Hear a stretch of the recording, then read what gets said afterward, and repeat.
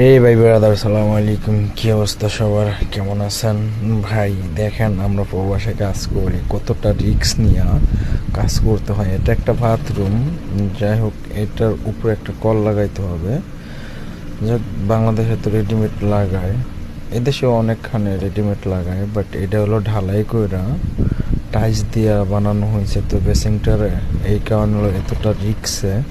যাক, ওইখানে একটা পাইপ বসানোর দরকার ছিল, তো পাইপটা ঢুকতেছিল না একটা লডের কারণে। লডটা কাটতে হইতেছে আমার, বহুত রিক্স নিয়ে 2-3 বার হইয়াও চালাইছি। তো ওই সময় ভিডিওটা করতে পারিনি, বাট বৈশাখ পরে হলো ভিডিওটা করলাম। এই যে সেই পাইপ, ওই ফুটাটা মানে লডটা কাটছে এটা ঢুকানোর জন্যই। তো যাই হোক, তো চলেন। তারপর আবার লট করা শেষ হয়েছে, আবার হোল করা লাগছে, মানে ফুটা করা লাগছে বড় কইরা।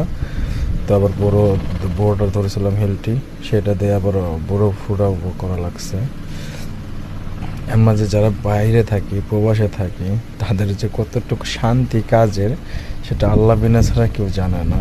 দেশের লোক তো হয়তো বোঝে না যে আমরা বাইরে এসে, প্রবাসে এসে কী কাজটা করি।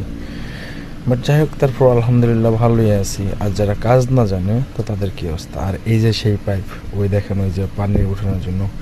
আর এই যে বেসিংয়ের যে মানে কলটা, সেটাই এই যে মানে ফিটিং করার পরে আর কি ওই দৃশ্য। তো ভিডিওটা কেমন হয়েছে